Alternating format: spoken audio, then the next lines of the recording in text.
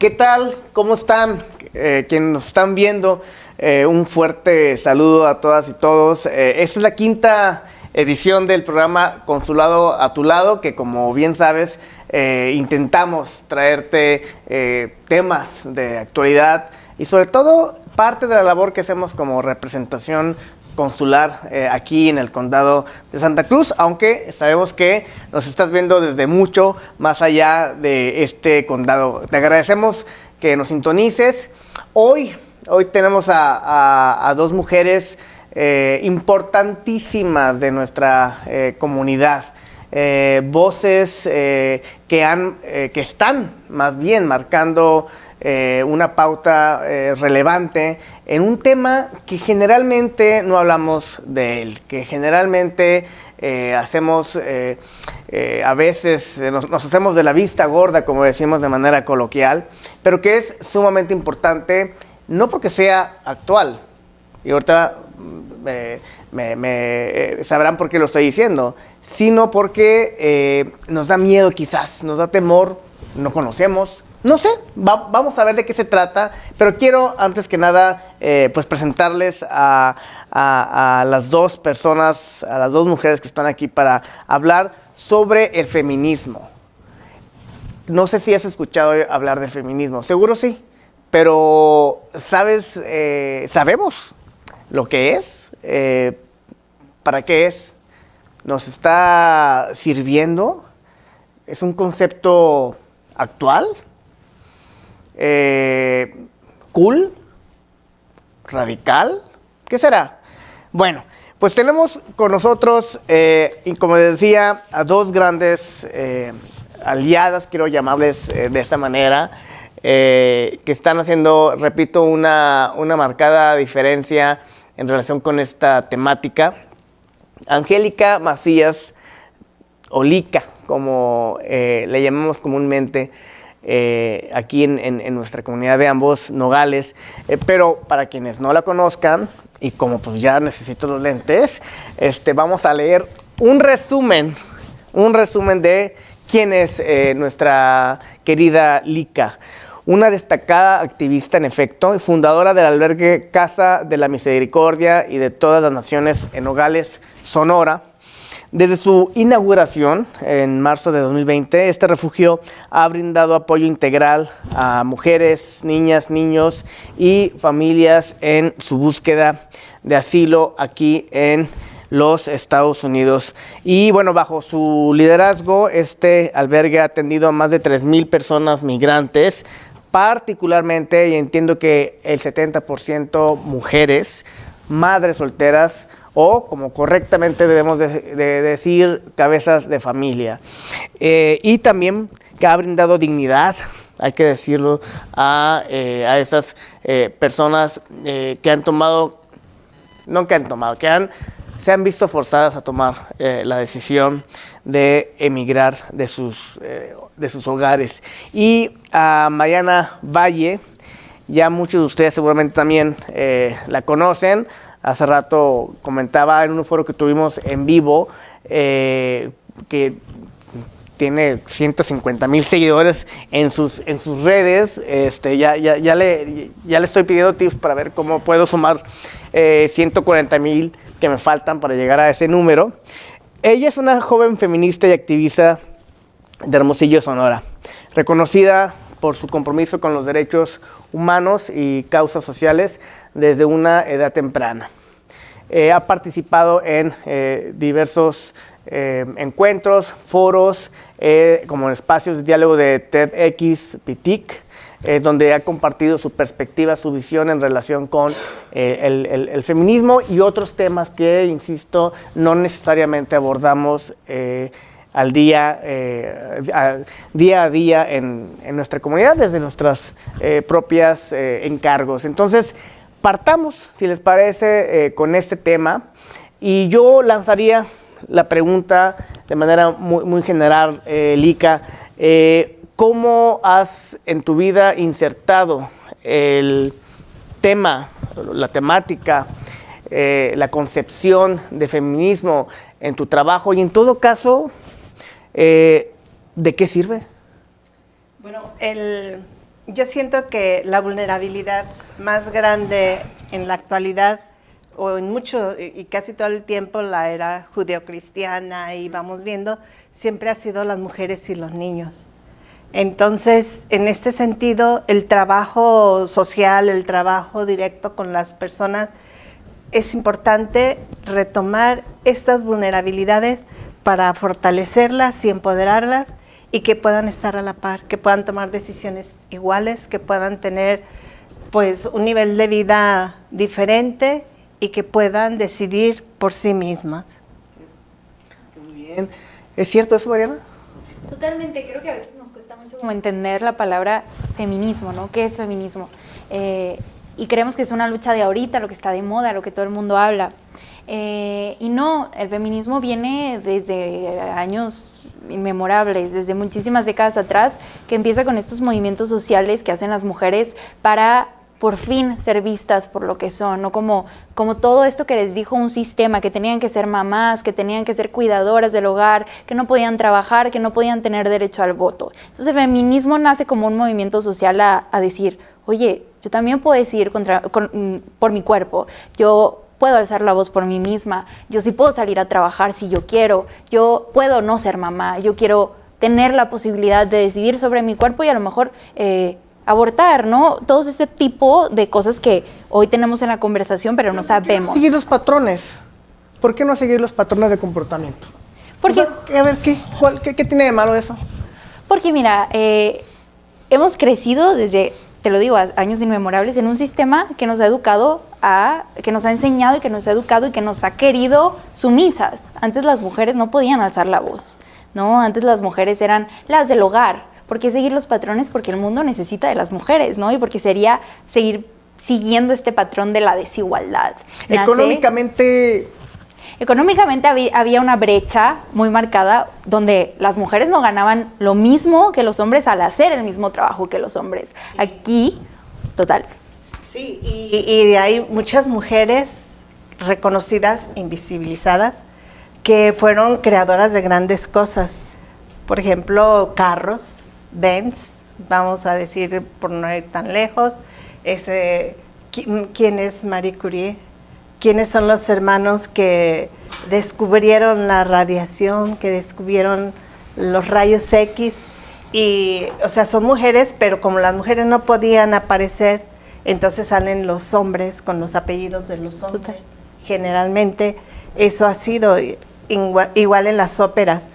La mujer no podía cantar ópera, ¿no? Es más, no podía tener una presentación pública y lo tenía que hacer un hombre. El hombre con sus consecuencias, ¿verdad? L'Art de Paris, que ese grupo tan famoso, qué es lo que tenían que hacer para poder cantar como mujeres. Entonces, eso lo estamos viendo en lo cultural, en lo económico, en lo religioso, en los diferentes estratos de la vida humana, y que se han ido configurando, como decía Mariana, desde siglos, ¿verdad? Y que ha tardado. Ha tardado, digo, hasta...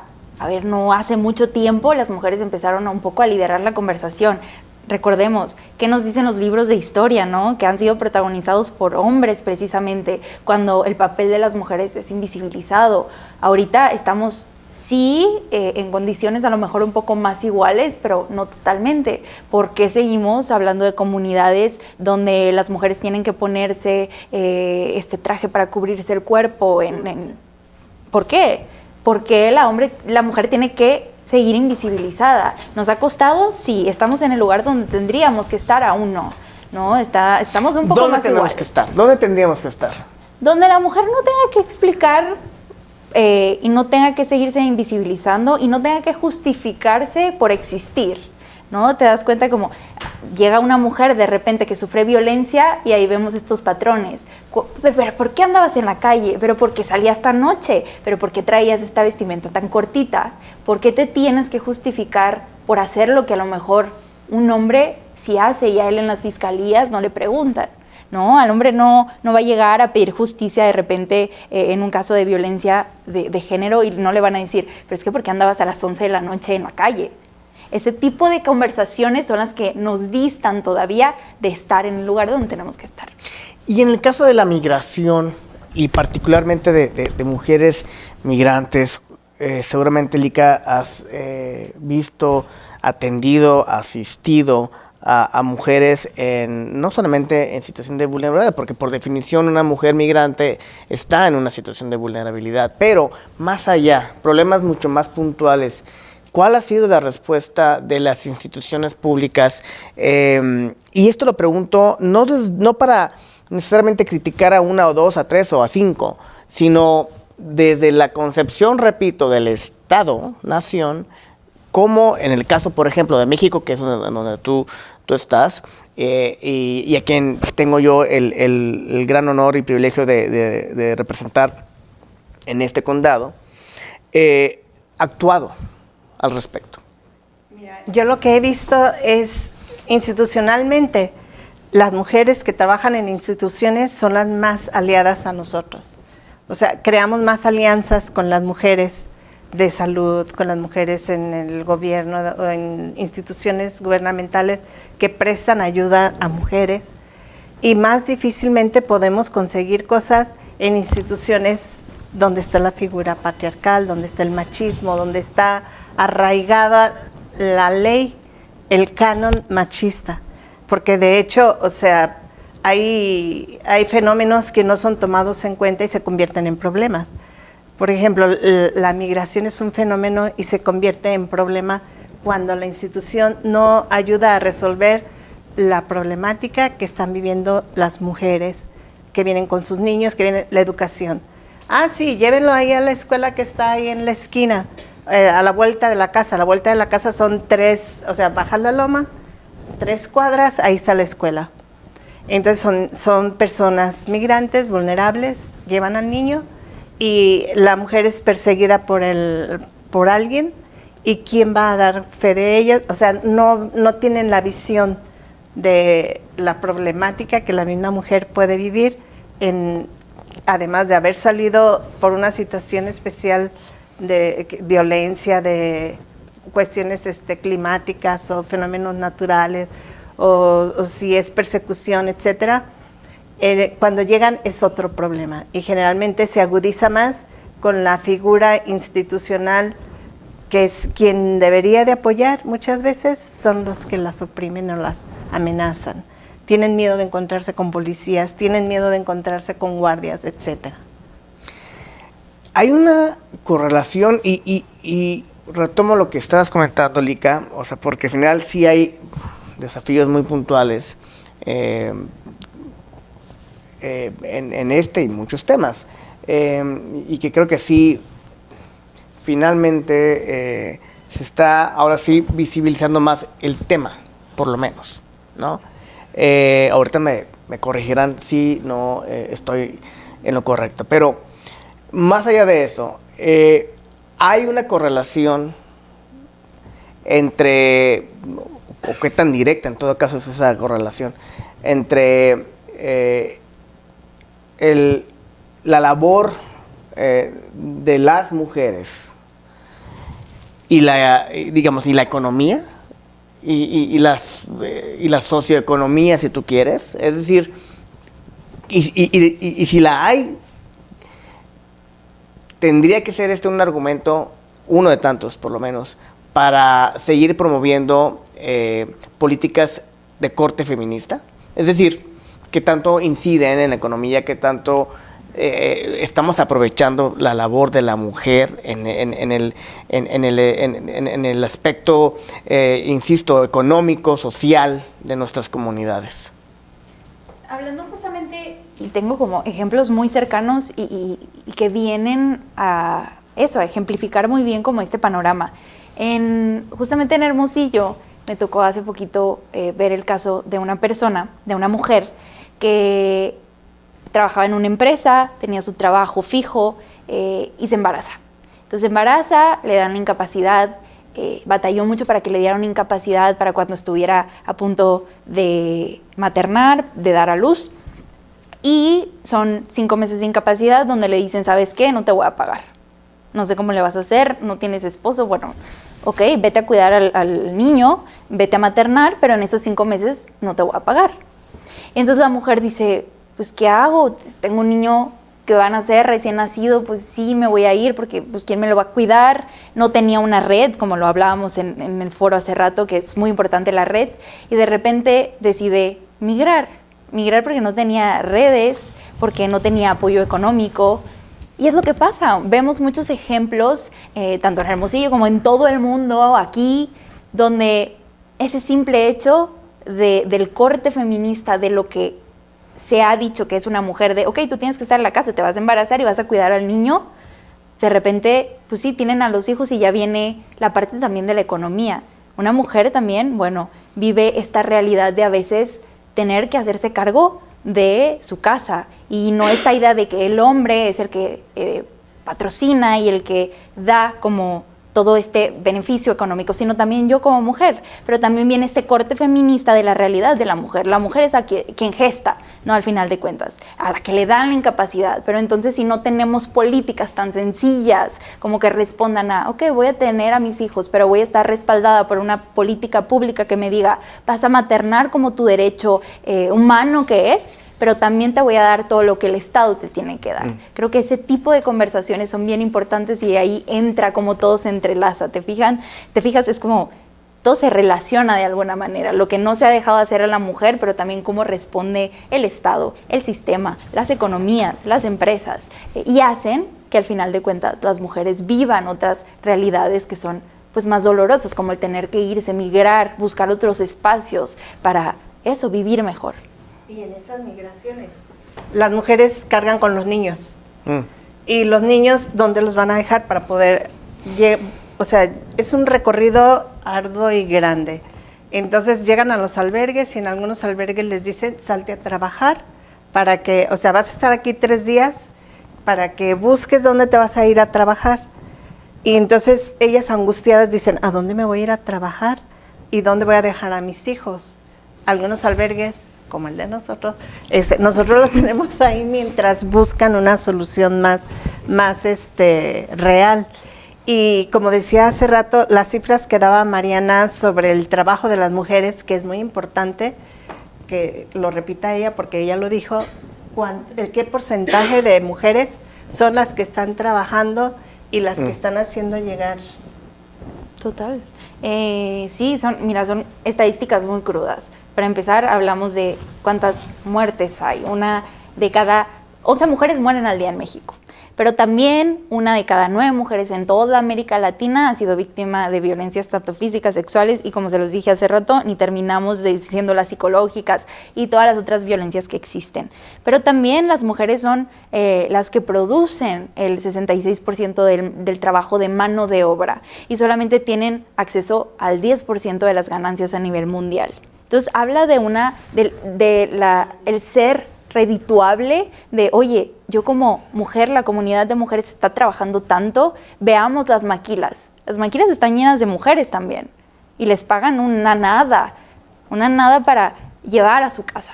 Entonces es esta uniformidad que no está de decir, estoy trabajando, pero bueno, al final me llevo un 9% a mi casa de lo que se supone que debería de ganar, ¿no? La disparidad salarial es una consecuencia más allá de un acto objetivo discriminatorio y contrario a normas internacionales de derechos humanos del machismo. ¿Qué es eso del machismo? O sea, digo, lo sabemos, pues, ¿no? Porque además a veces caemos en justamente en esos micromachismos, como se le conoce, que ahorita me explicarán qué es eso, ¿no? También. Pero a ver, o sea, cuéntenme al respecto. Bueno, para mí es donde el machismo es donde el patriarcado, el poder del hombre predomina sobre las mujeres, donde las leyes impuestas, donde desde atrás de escritorios, desde atrás de las oficinas deciden el devenir de la sociedad. Y ahí salen beneficiados, generalmente va a salir beneficiado el hombre y las mujeres no son tomadas en cuenta, a veces ni en las mismas reuniones. O sea, es la actitud esa que van teniendo ante la mujer. Y muchas veces esas actitudes machistas también confieso que son promovidas por mujeres. La mamá que le dice al hijo, ay, ven fulanita, sírvele a tu hijo, a tu hermano, porque él es hombre. Entonces, esa formación que viene desde atrás también, que tiene que ir cambiando para que no haya esa formación machista y que no haya esa secuencia de opresión. En otros países es más duro, ha sido más fuerte. México tiene fama de machista, pero yo he visto en otros lados un machismo aterrador, golpearlas en la calle con varas y todo, y que lo permitan. Ahorita de manera implícita acabas de mencionar o señalar más bien la importancia del ejemplo, o de los ejemplos, de los casos, de los puntos de referencia. México, como sabemos, tiene ya finalmente a una presidenta, Claudia Sheinbaum, la primera mujer, repito, presidenta en nuestro país. ¿Hace alguna diferencia eso, Mariana? Mira, ha sido todo un tema de conversación y qué bueno que se toca, porque muchas veces, y yo lo creía, yo era parte de esas mujeres que se emociona. Creo que al final es como este logro y este orgullo de decir, ¿sabes qué pasa? Que hay representatividad. Cuando una niña, a lo mejor, que viene de familias donde se ha visto la migración o que viene desde la desigualdad, prende la tele, ve a la primera presidenta mujer y dice, wow, yo también puedo, ¿no? Me han dicho muchas veces que no, pero lo veo, lo reconozco y entonces empiezo a soñar con que yo también puedo. Creo que eso es lo importante. Y fíjate, ahorita que comentas ese ejemplo, a mí me llamó mucho la atención, porque además nuestra presidenta es una persona bastante modesta. Pero el hecho, creo yo, y ustedes me gustaría escucharlas, de que haya niñas portando la banda presidencial, caray, es un simbolismo poderosísimo. Totalmente. Sobre todo en una nación, como decías, Lica, que si bien habrá otras que pueden ser más machistas, a saber, es machista como México, o que ha bregado contra esas formas, esos patrones de comportamiento que han también mitigado, hay que decirlo, y tú misma lo comentabas, Mariana, hace unos momentos, ha mitigado, o más bien ha inhibido, quiero decir, un crecimiento de nuestra economía más próspero. Claro, también por actos de corrupción, por muchas cosas que en efecto venimos bregando, pero ver a una niña portando una banda presidencial, caray, qué poderoso es eso, Mariana. Es que imagínate el impacto de venir de una generación de mujeres, de todo un contexto donde a las mujeres se les había dicho, tú no puedes soñar, tú estás destinada, porque así funciona todo, para que tú seas mamá, para que te quedes en la casa, para que hagas todo lo que le corresponde a la mujer. Entonces ahora imagínate pasar de eso a ver a una niña que dice, pues sí puedo soñar y hay otra realidad y mira, puedo llegar a ser la otra presidenta de México, de cualquier parte. Pero creo que también, y un punto que me gustaría tocar, es una gran responsabilidad.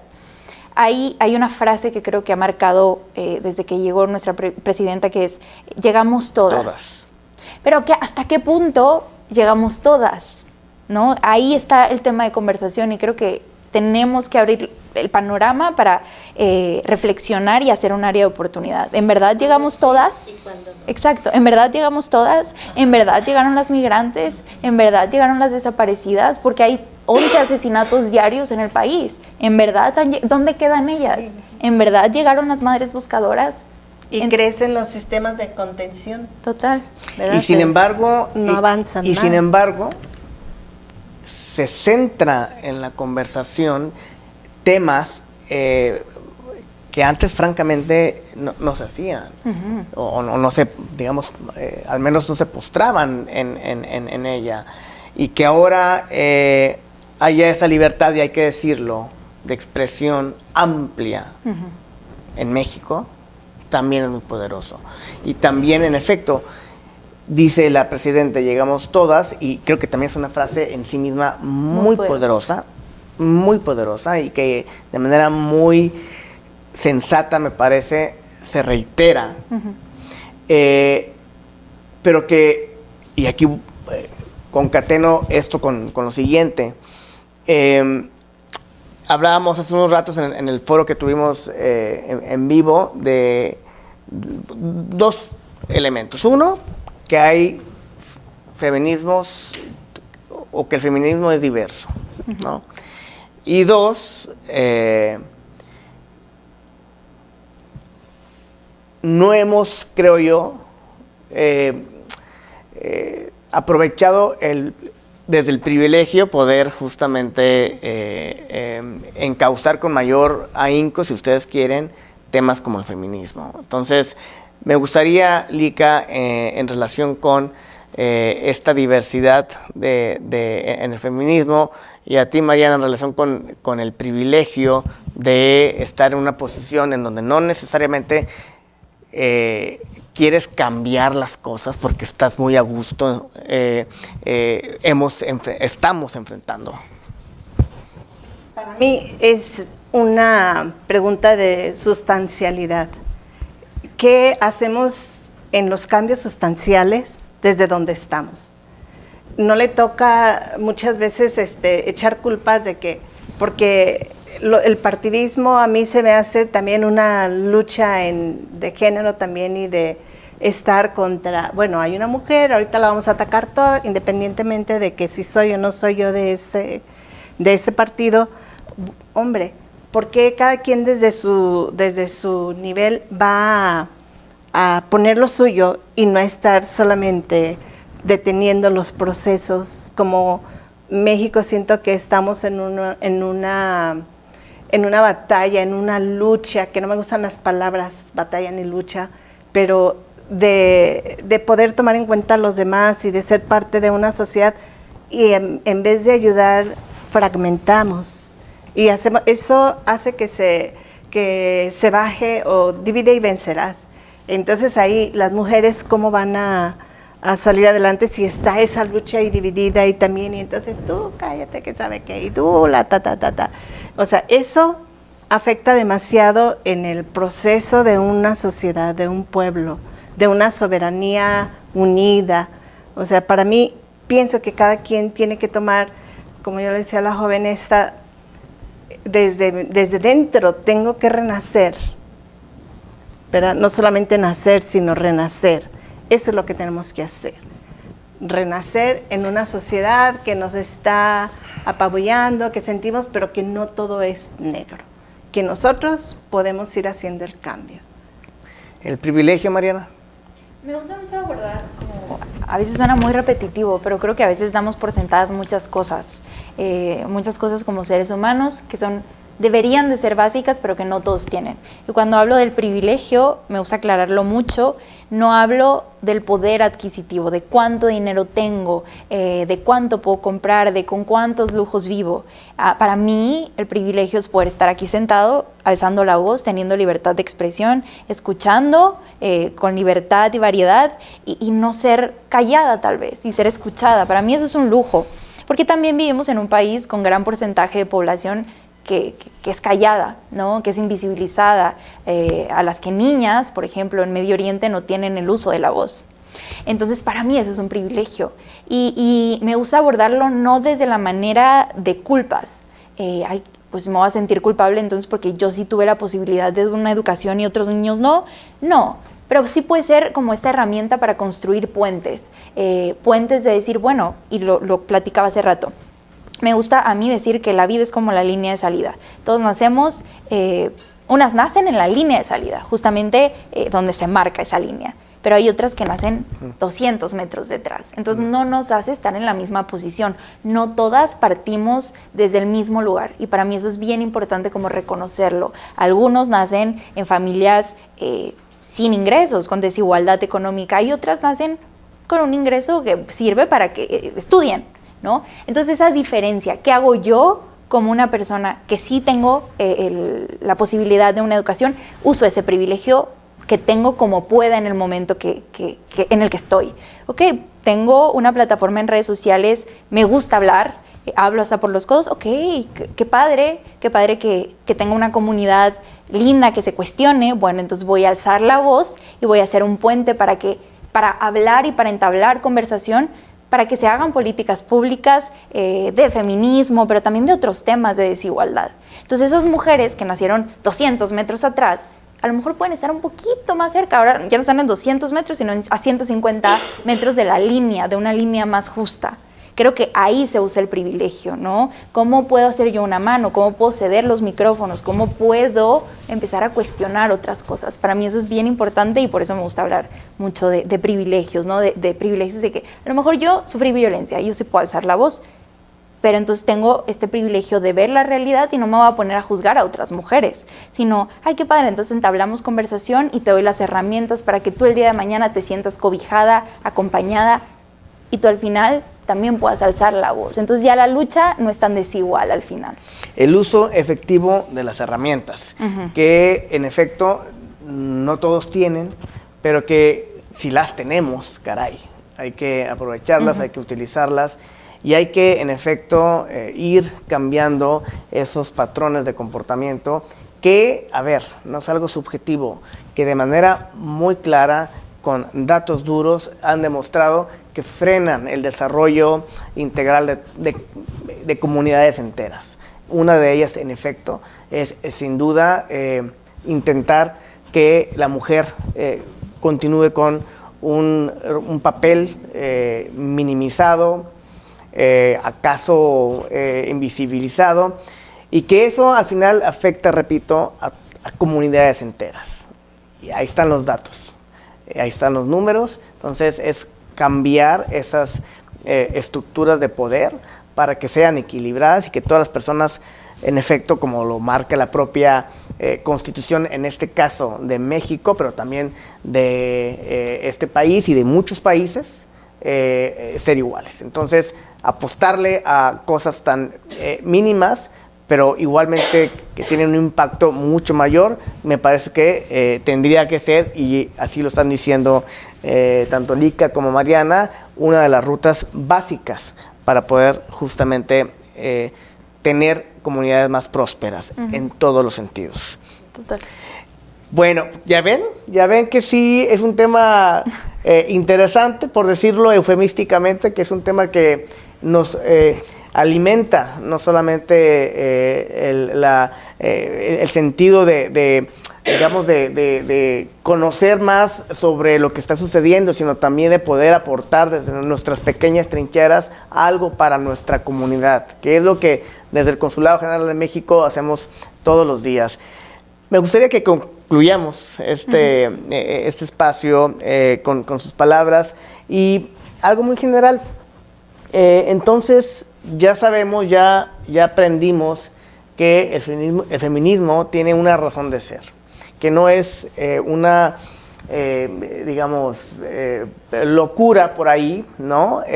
Sino que en verdad tiene una razón de ser y que objetivamente hace y está haciendo la diferencia, quizás en unos países de manera mucho más acelerada, quizás en otros un poco menos. Pero entonces, ya partimos de eso.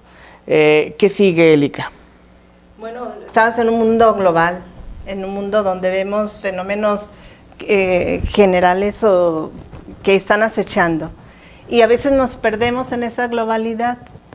Entonces, ¿cómo bajarnos a nuestro propio entorno, a nuestra comunidad, mi familia, y empezando por nosotros mismos? Yo diría, ¿qué estoy haciendo yo para transformar esta realidad? ¿Qué estoy haciendo yo para igualar estas desigualdades? ¿Cuál es mi forma de pensar, mi forma de actuar? Y yo a mí qué me toca para responder y no reclamar. Si a mí me dijeran que mañana me muero y yo me pregunto, ¿qué hice que al fin de cuentas valió la pena lo que haya hecho? Son preguntas que a mí siempre me han cuestionado para mi compromiso ante los demás, ante mí misma, y yo no me gusta esto, entonces ¿yo qué puedo hacer para que eso no sea así? Estoy viendo esta injusticia, ¿qué estoy haciendo yo para que eso sea diferente? No puedo cambiar el mundo, pero si cambio yo, empiezo desde mí, entonces las cosas van a ser diferentes. ¿Cómo están cambiando, para concluir, Mariana, las redes, o cómo pueden hacerlo, las redes sociales al mundo? Creo que las redes son una herramienta de doble filo, siempre lo he dicho, pero usándolas como positivamente creo que pueden ser un baldazo de agua fría de repente, que nos ayuden a despertar y sobre todo a no ser indiferentes. A mí siempre me gusta mucho esta frase que dice, no porque no lo veas, no existe, y no porque no te toque significa que eventualmente no te va a pasar. Creo que las redes pueden servir para hacer ruido, para despertar conciencias, para cambiar narrativas, tal vez darles un poco de visibilidad a temas que necesitan ser hablados, pero sobre todo eso, a mostrar muchas realidades que a veces como que consideramos muy lejanas y pensamos eso, que no existen. Pero creo que eso puede ser un gran baldazo de agua fría para que dejemos de ser indiferentes y sobre todo para que nos empiecen a importar temas que a veces nos dan mucha flojera, porque hablar de feminismo y hablar de otros temas es como, ahí implica cuestionarme todo y a la vez implica como darme cuenta de muchas realidades y qué flojera. Y estoy bien a gusto en donde estoy, a mí, ¿quién? Pero eso no significa que el día de mañana a lo mejor no vas a tener a una hija que sufre lamentablemente de alguna violencia, ¿no? Entonces ahí sí como desde ahorita podemos empezar a hacer cambios, podemos empezar a abrir conversación para que entonces el día de mañana sea menos probable o no sea una realidad como tan encendida. Creo que así se puede cambiar. Pues ya escucharon, ya vieron, y hablando de redes, síganos en las redes sociales, en todas, no me sé los nombres de todas, pero las famosas por ahí, el Instagram y esas cosas que ellas sí conocen, no, yo estoy un poco perdido, porque hay muchos temas todavía por abordar, hay desafíos que tenemos como comunidad que afrontar de manera conjunta, evidentemente, y que de esa manera también todas y todos podemos avanzar con una mucha mayor velocidad. Agradezco nuevamente a Will of Nogales, que siempre nos apoya a través de este espacio que es tuyo, y que me gustaría mucho que cada vez más podamos interactuar a través de las redes sociales, por ejemplo, o allá en el consulado donde ya nos conoces. Muchas gracias, en verdad, Lika, muchas gracias, Mariana, muchas gracias. Ya les dijimos que nos van a tener que acompañar para el siguiente foro, así que aquí las estamos otra vez comprometiendo, porque tenemos que continuar hablando al respecto. Total. No hay que bajar la guardia, hay que, por el contrario, seguir sumando a otras voces que a lo mejor porque no están en el privilegio, todavía no se acercan o no se inquietan saber sobre ese tipo de temas. Muchas gracias y que tengan una excelente tarde. Bye. Muchas gracias.